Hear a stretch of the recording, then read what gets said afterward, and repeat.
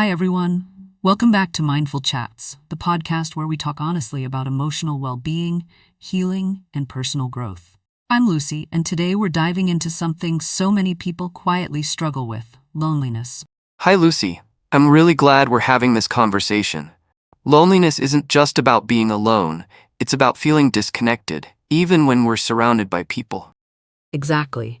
And in today's world, where we're more connected than ever, loneliness is ironically becoming a silent epidemic.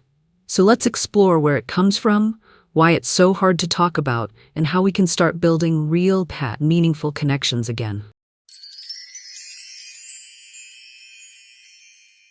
Daniel, let's start from the basics. What is loneliness, and how is it different from just enjoying solitude? Great question. Loneliness is the emotional pain we feel when we don't have meaningful social connections. Solitude, on the other hand, is chosen. It can be peaceful, but loneliness feels like something's missing, like we're not being seen, heard, or understood. So it's less about being with people and more about the quality of our relationships. Exactly. You can feel lonely in a crowd, in a marriage, at work, anywhere. It's not about numbers, it's about emotional connection.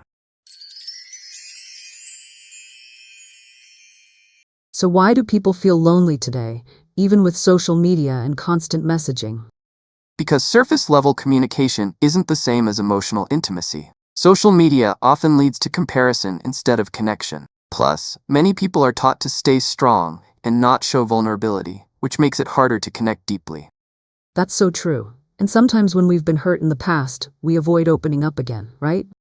Absolutely. Loneliness is often linked to shame, fear of rejection, or low self-worth. We tell ourselves, no one would understand, or I'm too much, so we isolate, and it becomes a vicious cycle.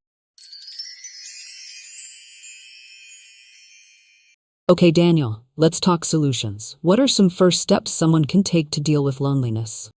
The first step is to acknowledge it without shame. Say it out loud. I feel lonely. That honesty takes courage. Second, ask yourself, what kind of connection am I missing? Emotional, intellectual, physical presence? That makes sense. It's not always about needing a partner. Sometimes it's about needing deeper friendship or community. Exactly. Then try small, low-pressure ways to connect. Join a book club, take a group class, even say hello to your barista. Loneliness thrives in silence, but it weakens with each tiny effort to connect.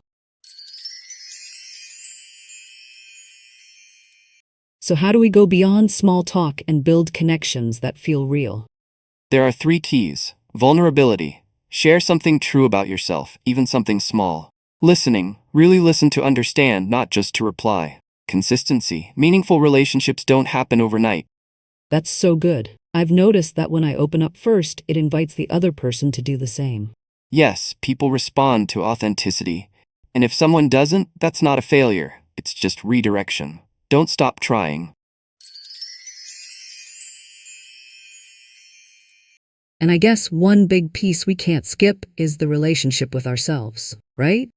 Absolutely. The truth is, we can't feel truly connected with others until we connect with ourselves. That means practicing self-compassion, being present with your feelings, and treating yourself kindly. So building meaningful connections starts from the inside. Every time. When you stop judging yourself, you stop assuming others will judge you too. That opens the door to real connection. Daniel, this has been incredibly eye-opening. I know a lot of our listeners will feel less alone just hearing this. Thank you, Lucy. If you're listening and feeling lonely right now, just know you're not broken, and you're not alone in feeling alone. Start small, be honest with yourself, and keep reaching out. You deserve connection. So true. Thank you, Daniel. And to our listeners, be kind to yourself, and remember, one genuine connection can change everything. Thanks again for having me, Lucy. See you next time on IED Podcast.